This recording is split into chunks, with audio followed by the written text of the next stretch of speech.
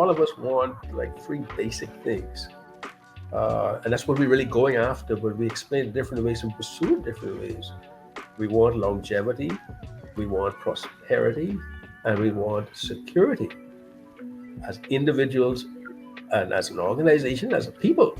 But how do we achieve it? Some people contribute to medicine, some to engineering, like yourself, and even communications. But those are the common objectives that we're pursuing.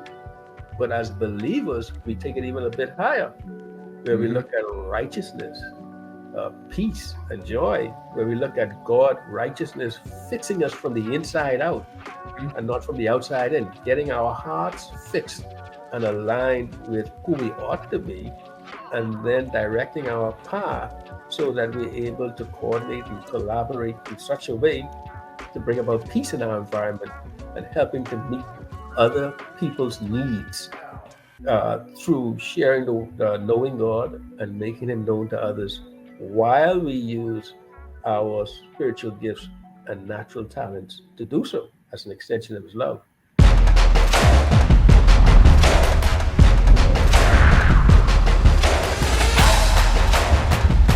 What's up, fam? Welcome to another edition of God Dreamers. Today, we're going down to the Bahamas. Not to necessarily enjoy the beaches, but we're going to actually be talking about some things that a lot of people don't really talk about. I mean, there's some things that we mentioned about the Bahamas that are, like I said before, with the beaches and the beautiful environment and so forth. And we're going to talk a little bit about that. But our guest today is going to kind of share a little bit more about some of the things that he's been doing to bring about awareness about some of the things about the Bahamas that a lot of us really don't know. And also, he's going to share a little bit about his experience being a naval officer. So welcome to this edition of God Dreamers. And my guest today is Commodore Tellis Bethel. Did I get that right? Oh, yeah, you got it right. Sounded like you were going to say Admiral just now. I said I would accept that. Hey, it's great to be on your program, Todd. And it's great to see you. Likewise. In a virtual face-to-face scenario. And thank you for the invitation and your program. And I appreciate so much what you're doing. And the call on me, I'm honored to be here as your guest. And I know you have your Bahamian roots, and I'm more than happy to give some insights and to really show how you yourself is you are directly connected to the American dream. And so Love it. I'll wait for your questions and I'll answer as best I can. And I know we'll have a great time. Oh yeah, I'm so glad to be able to do this with you. One of our cousins told me, you should reach out to cousin Tellis because he's got some really interesting experiences and stories. And I was like, yeah, I didn't really think about that. And then I started digging deeper. I was like, I looked at some of the things that you've done, and I was like really, really, really impressed. Yes. It's crazy because, like I said, we're cousins, but sometimes we don't really know what each other is doing, right? I mean, we grew up together and doing some crazy stuff and having fun, but as we've become adults, sometimes we get distracted with life, and then you kind of fall by the wayside, and then you kind of reconnect, and it's like, wow, all this stuff. Where did all this stuff happen, right? Yeah, I'm amazed, man. And then to see you doing this program as well, I said, what? And then looking at the clip that you sent me, I was impressed with it, man. And thank you. What you're doing. And, I think about it, and I think about the prayers of our grandmother. She really loved God, and she had great vision for her children and her grandchildren. And I think we're living under the blessings and the prayers of our grandmother, Joanna Wilscombe. Amen to that. So awesome. Yeah, it's power in prayer, right? Yes, sure. Yes. And it really turned my life around, because, we've all had our challenges growing up. Definitely. And in my personal case is that my folks lived together for about 12 years or so, and then they got divorced, and the whole family became broken, and we ended up living with our mother from place to place, and that was an opportunity for negative influences to take a hold of my life as a young boy, And some of the trends and traits my father had, which were not too good, I started to adopt, especially with the drinking.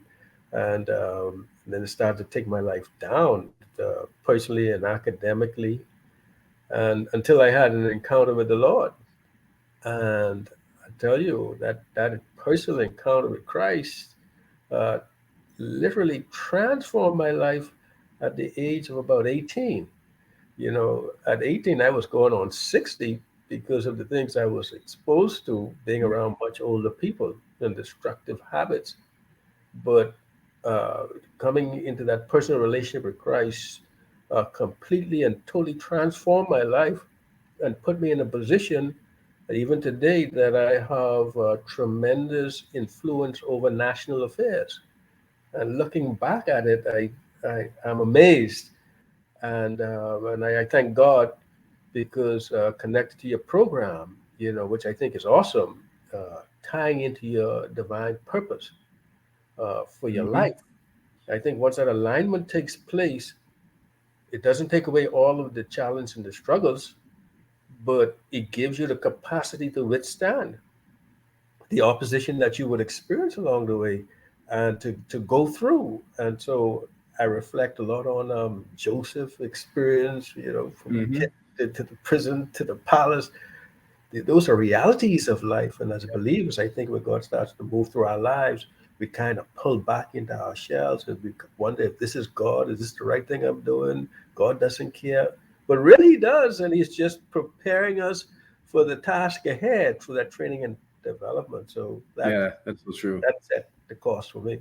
Yeah, yeah. And your story is similar to my story as far as growing up. I don't know what it was about the drinking thing because it seemed Yeah. like a lot of the male cousins struggled with that. Yes. It's kind of a I don't know generational thing that kind of Yes. passed down, and we all struggled. But it was only by the grace of God that we kind Yeah. of were able to step outside of that. Some of us better than others, but ultimately Right. it was the grace of God that kind of stepped us out of that path of destruction. So I, I Uh-huh. I can definitely relate to what you're saying there. Yes. Yes. So And you go go ahead. ahead. I was No. gonna say you lived a very distinguished naval career. You're accomplished officer. I mean, you're a historian, an author, family man. I mean, who is Commodore Tellis Bethel? I mean, what makes you tick? And I'm stealing a line from Aunt Susan. Aunt Susan actually used to say that all the time. What makes you tick? And I'm like, what do you mean by what makes me tick? What is Ah, what is that? yes, I don't know yes, what makes me tick. yes, yes.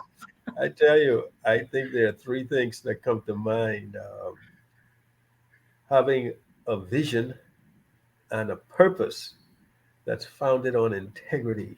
Mm, true. Uh, those are the tools I think that have really shaped my life. I couldn't really explain it earlier in terms of what I was looking for and the things that drive me.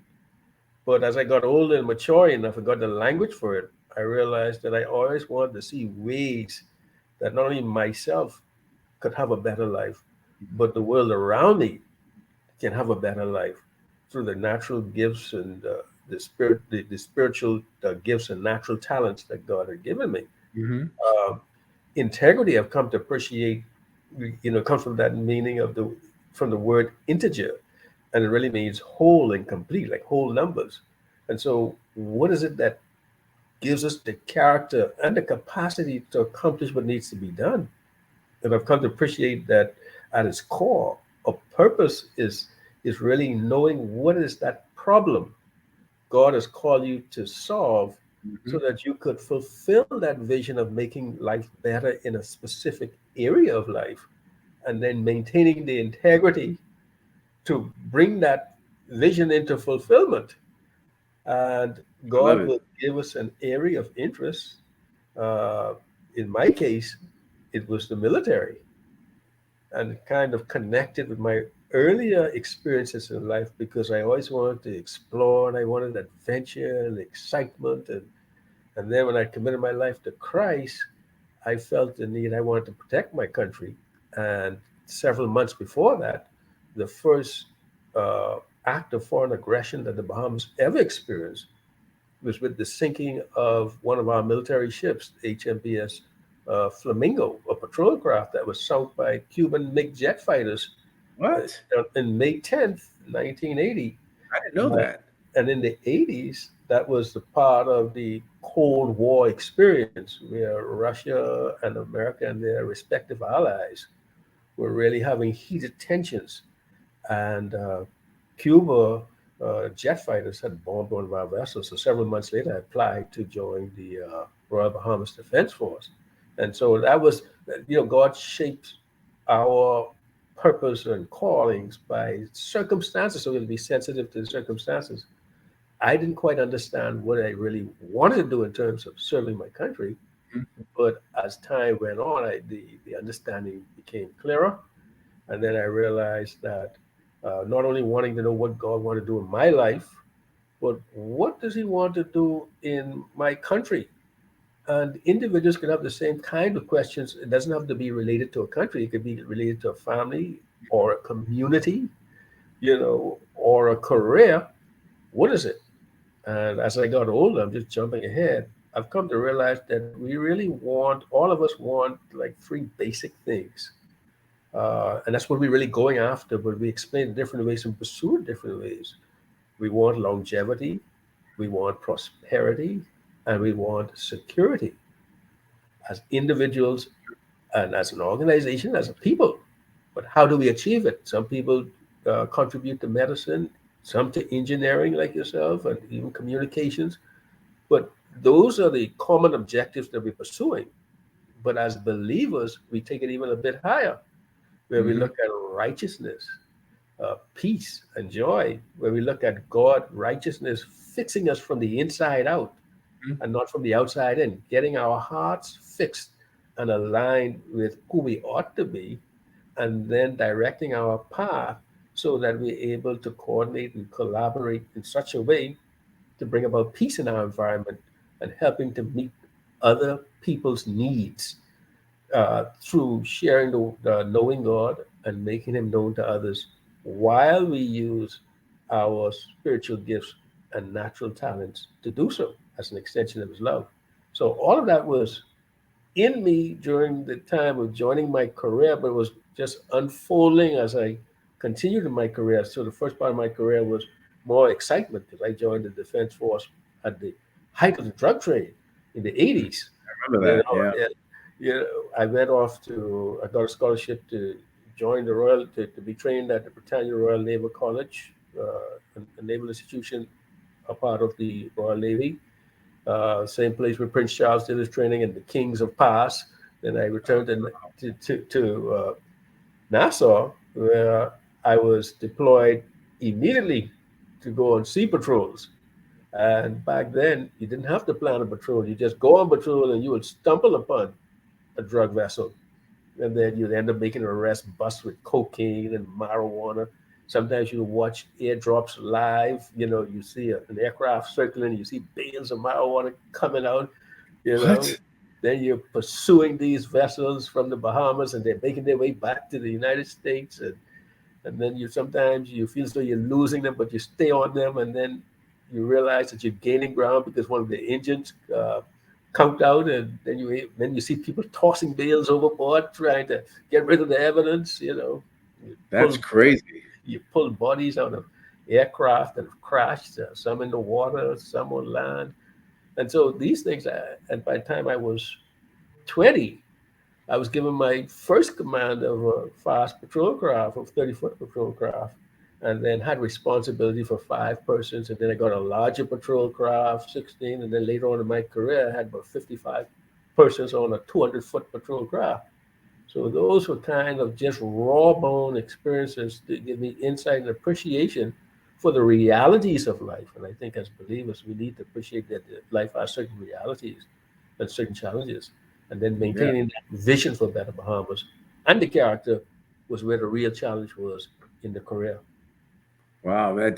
How did you know you did all of that? I mean, that was sounds pretty dangerous then. I mean, because I think a lot of these drug traffickers were probably well armed, I would imagine too, Oh, right? yes, oh yes. We've had shootouts at sea, and sometimes you would be arresting three drug vessels at a time. And then your manpower is limited, and sometimes it'll just be three of us boarding one vessel that would have almost like 13 Colombians on board, Wow, and over 700 bales of marijuana weighing over 30, 40 pounds each. that's And then crazy. you're left to arrest that vessel while your main vessel goes off to apprehend the second or third vessel. So, and then the thing is, we were so young, 20, 21, 22, not knowing the monster we were up against. And I guess Yeah, that's the power of youth because you don't quite appreciate or assess the full scope and danger that you're involved with. You just go yeah, out and you do. that's crazy. Yes, yes, yes. Uh, Wow. So, I mean, I remember as you kind of rose in the ranks, you had this motto, and I read this the other day. It was kind of cool what you said, though. You said that you wanted the Bahamas Defense Force was the best little navy in the world. Absolutely, absolutely. We are so unique with the Defense Force in the Bahamas because we have a maritime domain that's the largest in the region, and so the Defense Force has been patterned after the Royal Navy and not after an infantry force. So we're Hmm. more like the U.S. Marines. Uh, and so we do land and sea operations, but Hmm. we equip for what we call light intensity conflicts. But what is so unique about it is the area of water that we have patrolled and is equivalent in size to the eight independent nations, the territories of the eight independent nations of the Eastern Caribbean. That is from Puerto Rico to Venezuela. That's our maritime domain, the size of our maritime domain. Then on top of that, the Bahamas is just like the last stepping point from South America to the United States border. The the largest nation producer of drugs coming out of South America, and the nation with the highest demand. So we're caught right in between. So all of that action was taking place there, and I spoke about having the character because I was offered indirectly opportunities to help drugs be transshipped into the United States or to participate in the process myself. But because of my commitment to Christ and the integrity that I knew I had to keep, I denied all opportunities for that quick wealth and the justification that came that people would give. You could have these houses, you could have cars, you could have boats, you could have this and that. But I realized that it was doing damage to Hmm. people's lives. And I wanted to have no part of that. And Christ came that we may have life and to have it Yeah. more abundantly. And so, in growing up in the ranks, sometimes I was sidelined and not allowed to be in with the crowd. And so sometimes you have to stand alone and walk that ground alone. And then I realized that the Bahamas, as I got older and more experienced and more exposed, I realized the Bahamas has a tremendous role to play with respect to the influence it was destined to have on the Americas, not the United States alone, but the entire Americas. And so I spent my time exploring and looking at what that divine intent is, so that decisions I make are in keeping with that divine intent for the success of a country. Yeah. That's awesome, man. And speaking of that, I mean, you've written several books, kind of talking about that. I mean, in various different parts about the Bahamas, the history, is related to how the Bahamas played a vital role in the foundation, the founding of the Americas, even the Yes, United States. If you yes. Christopher Columbus coming over and stopping, I think it was in El Salvador, right, or San Salvador, yes, San Salvador. Salvador, and then from there embarking into the United States. So, where did you get? When did that all come about? The desire to want to know more and just and share it, because, like I said, you have how many, 5 books? Is it 5 or Yeah, it's six altogether, 6 altogether? and two more in the waiting. Yeah, talk about that too. Then, but where did that all come from? I mean, what Yeah, drove you? What inspired you to want to research, learn more, and then share? yeah. I I believe foremost there is a blueprint that God has placed in each of us. And our walk with Him and relationship with Him tends to bring that out to the fore. You develop a desire. It's like it's inherent. You Hmm. just have to. And I just had to find out more about our country. And I think one of the things that triggered the desire was I did a lot of the non-traditional activities like scuba diving, flying aircraft. In my teenage and early 20s, flying, abseiling, coming down high cliffs and rocks with ropes and all of that, swimming with dolphins, swimming with sharks. But one of the things that caught my attention was the visitors to our country. When they come, I watch their expression, wow, what, this is beautiful. And then when we had joint training operations with military partners, like from the United Kingdom or the United States, and some of their personnel would come on our ships and some of us would go on their ships. And when they would come on our ships and they look at the water, they say, wow, I'd like to have your job, and I'm right here saying, well, this is just water, but it bothered me one day to say, why, God, is this so impactful? Hmm.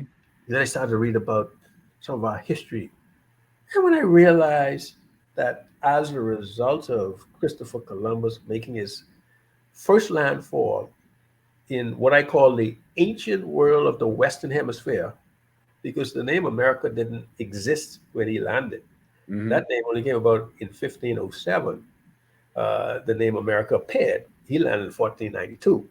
But he landed in a world that we could best describe as the ancient world of the Western Hemisphere. When I realized that Columbus represented the old world of Europe, where he was from, that had an encounter with this ancient world of the Western Hemisphere that brought about the transformation of that ancient world into what we call today the new world of the Americas. I came to appreciate and realize that the founding of the Americas, because of the events that followed Columbus's landfall, that led to the unfolding of all the modern nations.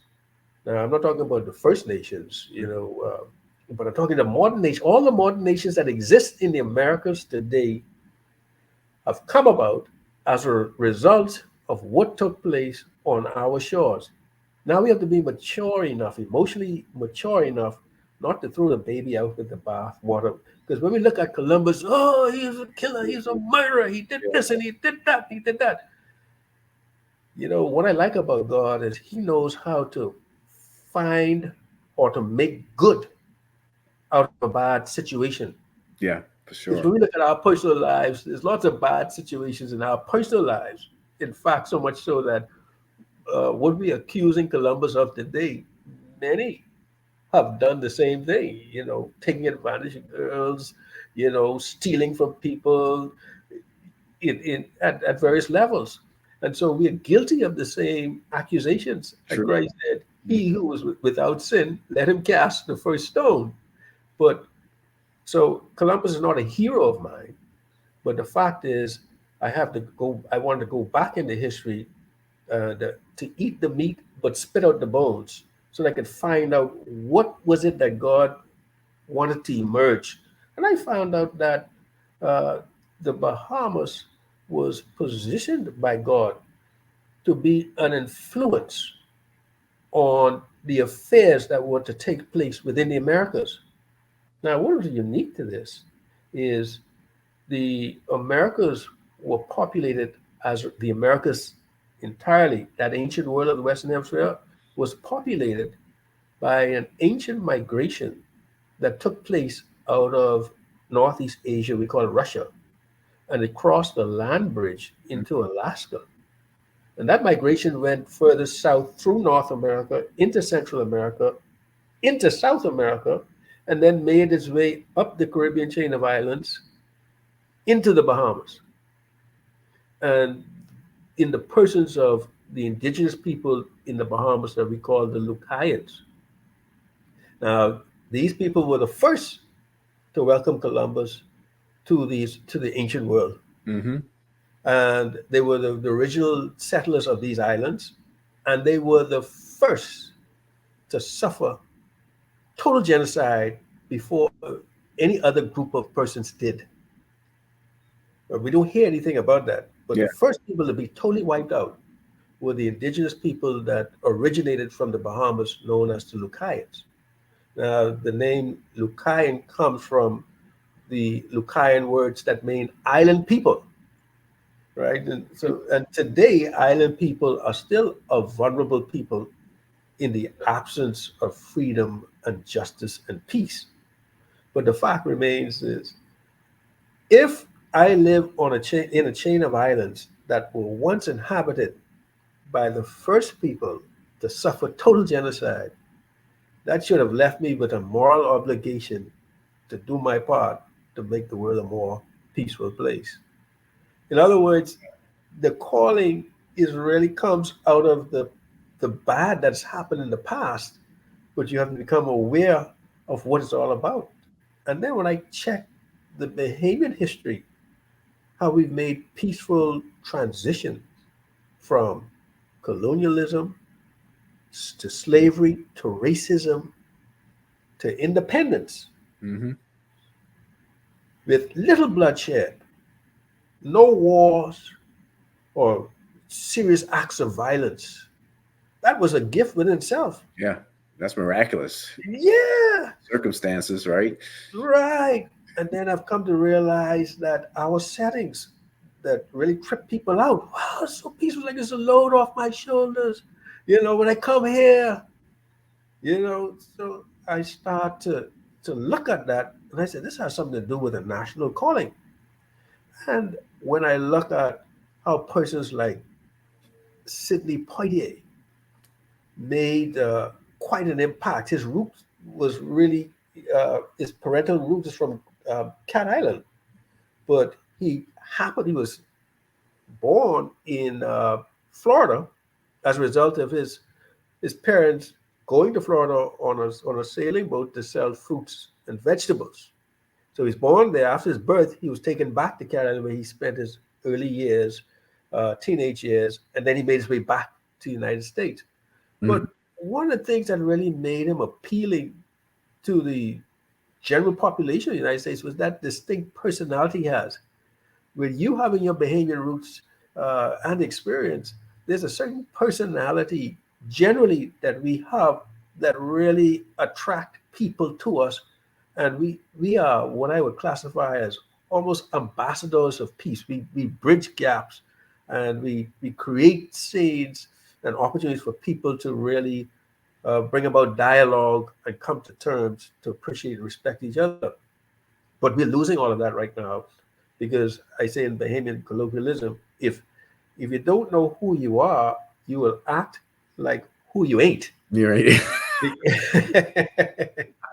And so that's one of the challenges that we've had. And I just happen to belong to an organization in the Royal Bahamas Defense Force.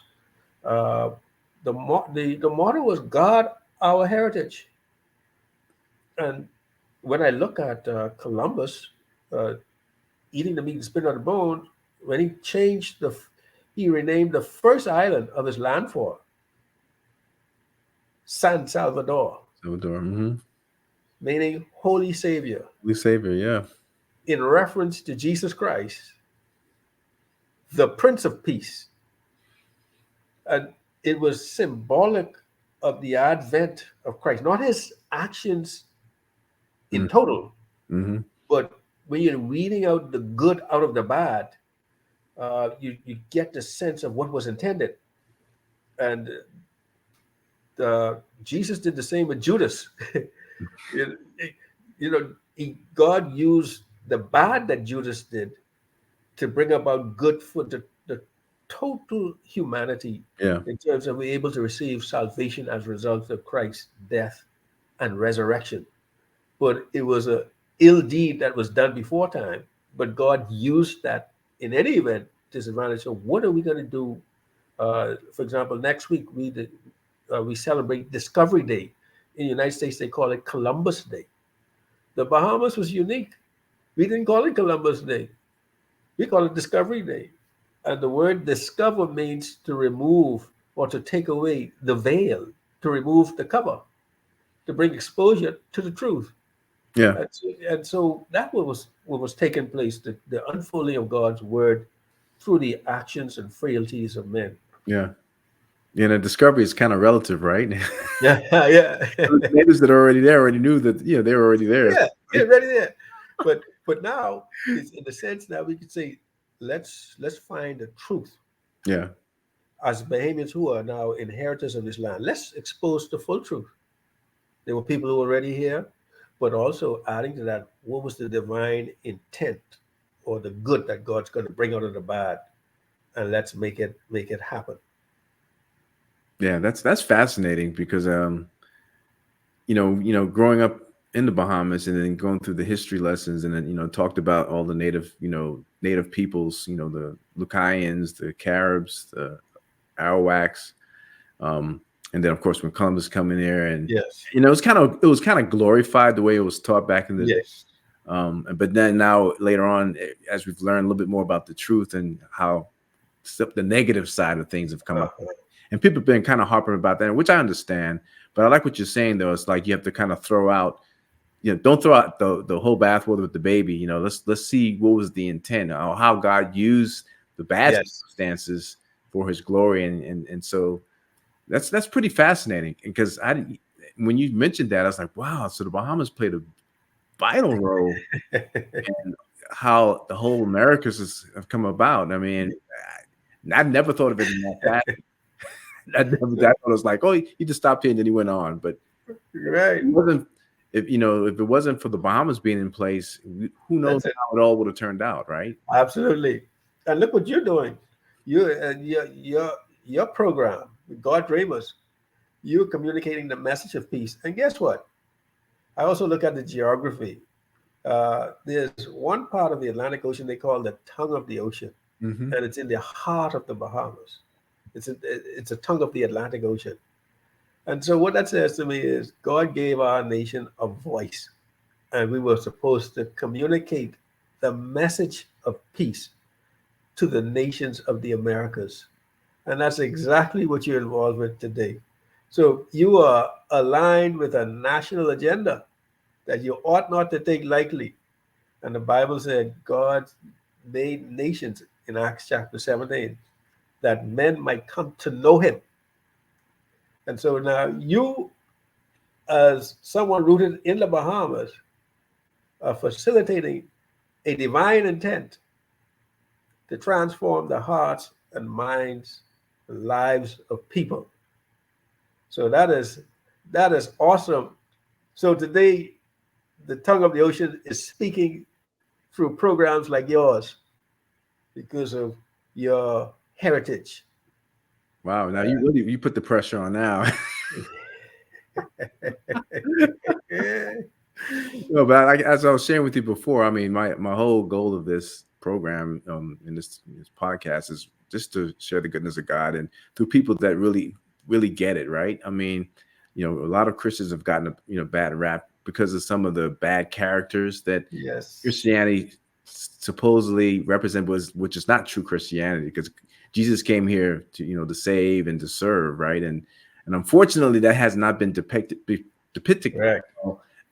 in general. I mean, if there are people behind the scenes that are making a difference, and that's really what this whole podcast is about, is to talk to people like yourself that, because people that are truly doing the work are not going to broadcast it like, hey, look over here, I'm doing this great work. They're not going to do that. So my role is to share what they're doing. Others may see and say, well, you know what? That's a Christian right there doing something great. They're doing something. They're walking their faith. They're walking in what God called them to do. And it's cool what they're doing. I like that. Right. The same thing. So that's kind of the whole purpose of this, is just to bring awareness. Oh yeah. A lot of people of faith that are movers and shakers and really love God and really love people. And that's what it's all about. Yes. And you are connected to your father's roots, and not to mention the fact that your last name Bethel means house of God, the place where God dwells. So you're double connected, man, in terms of that that nomenclature. And you know what? In the Defense Force, although my focus is on drugs, migrant smuggling, guns, weapons smuggling, poaching of marine resources, providing humanitarian assistance during major storms, protecting against the threats of terrorism, and so much more. God allowed me, let me put it this way, God gives us skill sets and abilities to gain access to specific areas uh, so that we can use our gifts and talents to solve problems, meet people's needs, while we are sharing the love of Christ. So I've Mhm. had opportunities in my career all along my journey to share the love of Christ with the men and women with whom I served. So that was able to be accomplished. So I thank God for that opportunity. And talking about bringing good out of a bad situation, I've proposed, the government is considering right now, that we name our waters, the waters of the Bahamas that gave birth to the Americas. We name it the Lucayan Sea, in the sense that, yes, you do it as a tribute to the first people to suffer genocide, but let's name it as a symbol of peace. This is like reversing the bad that took place now. We're saying, hey, look, we saw what the harm and the violence have done, with oppression and injustice and deprivation, what it's done. Mhm. So now we're going to bring good out of this, name our waters the Lucayan Sea, and it really represents the vulnerability of humanity in the absence of freedom, justice, and peace. And of course, the word Lucayan means island people in any event. And so we're representing the vulnerable people of the world. And then we make it a symbol of peace in that we have over 7 million visitors a year that come to our shores. And the first thing, two things they impress with: the personality of the people Mhm. and the beauty of the water. But now they're going to be forced to ask questions about why you called it the Lucayan Sea, you know. And then you now can go into this whole, God had me write those books so that people can have an understanding of how this interconnectedness with an overall intent relates to them. And so rather than the Bahamas becoming this place of recreation, we can make it a place of recreation. And added to I like that, that. I like yeah, that. and added to that, added to that, I said, I propose that we make the Bahamas the peace capital of the Americas, meaning we position ourselves to invite nations and international bodies and people groups to come to our shores as a place where they resolve peace related issues, you see. And Mhm. that's in recognition of what the atrocities that took place as a result of what occurred on our shores almost some 530 odd years ago. You're bringing the good out of it now rather than expending your energy just bashing statues and Yeah, yeah. no, convert it. So that's another dimension that's being explored, that I put forward to really safeguard and to help protect and to preserve humanity, and by extension nations. I love it, man. I can't wait. What's the time frame? Is it going through what some decisions to be made through the government and things of that Yes. So, nature? Okay. so the government is looking at it right now. Um, so it's something I'm praying about to allow God to bring into fruition, but it will do wonders for the country. Uh, it also has opportunity to generate employment, uh, to add a boost to the economy, because I'm also, I propose that we have intellectual capacity and branding and all of that. And so there'll be people who can be licensed to really move things forward.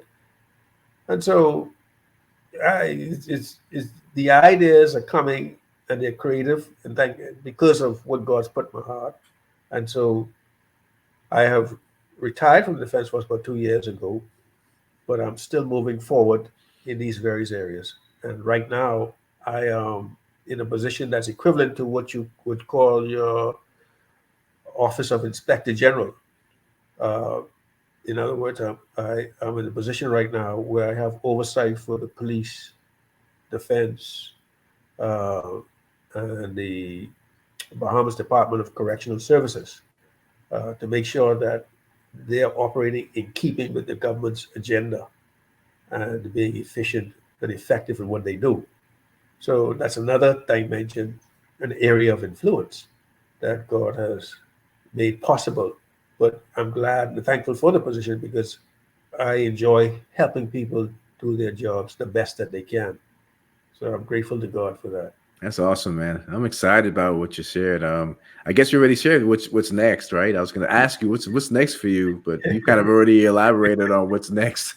Yeah, I'm picking up on what you got in your heart, Todd. I know, man. You're good. You're good. Yeah. So, how can people find more about your books? I know, I got one of them right here. Well, I've been reading this one, man. Goodness, that's one of the very first. Yeah, this is good, man. This is deep. Y'all need to get this book because this is deep. The way it's fascinating what you have here, and you have many more. So share how can those that are watching and listening, how can they find more about you and your books? Yeah, basically, if you Google just the word Lucayan Sea, pop up all over the screen. But the book's available on Amazon.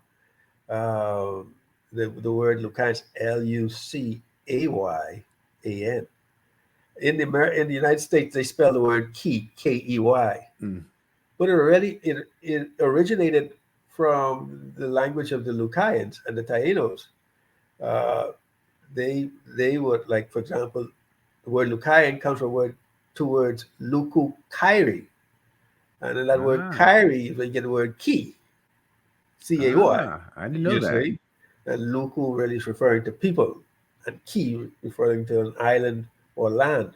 You see? So the words hammock, I think is mango. Uh,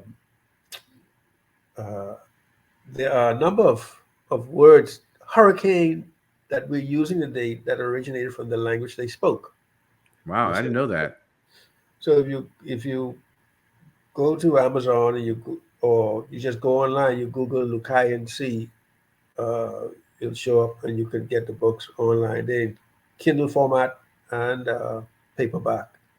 So you have one is called Lucayan Sea, the other is called Lucayan Islands, and there's a third one that I have it's called the Bahamas and Turks and Caicos Islands, the Peace Capital of the Americas.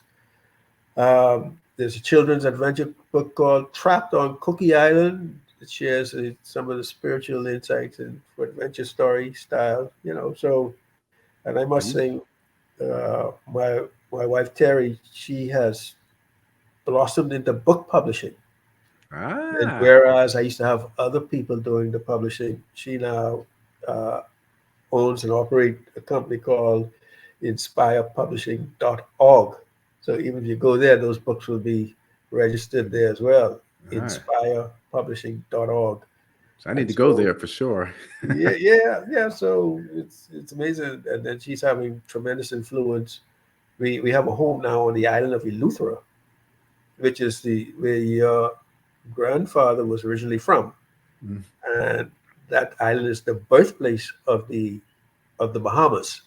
After 1530, the year 1530, the Lucayans were virtually wiped out, and the Bahamas was left uninhabited for almost 125 years. And then it was resettled by the British, who came from Bermuda.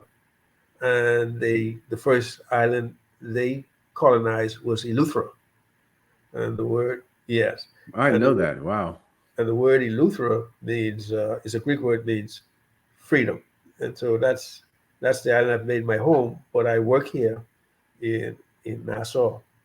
And so Terry's doing a lot. Well, she's doing a lot in Eleuthera in terms of really helping to share and bring to light insights about who we are and what we're doing. And she's reaching out to a lot of children and so forth as well. So I'm grateful for what she's doing. Well, we need to interview her next time Oh, then. oh yeah, yeah, yeah. I mean, she has a lot to share, a lot to offer, and And I need to so come. I need to come down to Lutheran and hang out with you guys. I heard yes, the down there the beach, the sand is what, pink? Is that correct? yeah, pink in certain parts. Yes, it's the pigmentation from the shells that would have been the shells that would have been broken up over time, and they wash ashore as sand, but maintain the color pink. All right, So that sounds beautiful to me. it is, and the Bahamas certainly is. Most of our visitors come from the United States, and of course, even our language is our dialect is connected with the what they call the Gullah. Oh, the Gullah Like, people, yeah, yeah, the Gullah people, our language, because some of the influences came over from like Georgia and Florida South and the Carolina, Carolinas. and Yeah, Carolinas, yeah. so that's a language similarity there as well. Man, you're a walking historian, man. I learned a lot today, and I used to live down in the Bahamas. Like I don't remember studying that in history when I was down there. Yeah, I was paying attention. That's probably what it was happening. yeah. So, Thank you so much, man. I mean, thank you so much for sharing your experience and thank you for your service for your country. I mean, for making a difference in protecting the country and you being a man of integrity and maintaining that. So thank you and God bless you for that and thank you for just being on God Dreamers. It was really insightful. I mean, we can go for hours as far as talk about it. Maybe we'll do a part 2 of this and we can dig deeper. Hey. You guys need to buy his books. They're very interesting about the history, like you mentioned before, and some of the things that he's doing. And as far as your new books are coming, can you give us a snippet of what those new books may be about? Yeah. Basically, it tells that story about the Bahamas' impact on the Americas and the role that we were meant to play. Sweet. In shaping the Americas. So I look forward to that coming out soon. Yeah. And the thing is, if people are doing, there's one I call How the Bahamas Got Its Name. And it really, those who are doing cruises in the regions of what I tell about the history of the waters around the Bahamas. So as they're cruising, they can actually say, we're in this part of the Bahamas now. Oh, this is what happened there. This is what took place there. The same thing on land. Some of the things that they can do on some of the islands. Wow. How the Bahamas got its name. Quite interesting, that one. And it's a Lucayan name, not a Spanish name. I thought as well. Bahama, people think it's Spanish for shallow water, but really there's a word in Spanish meaning shallow water, Bahama, but it's a Lucayan name, and it's named after the island of your grandmother's birth. Oh, Grand Bahama was once called Bahama.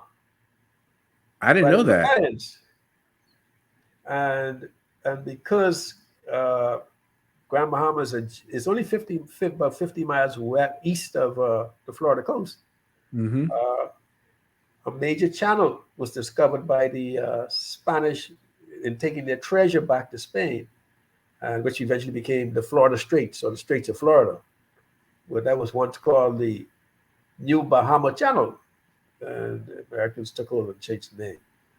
We had to change Fascinating. it back. Yeah, but anyway, like you said, we can go on. Part two. We're gonna come back and do part 2. Okay.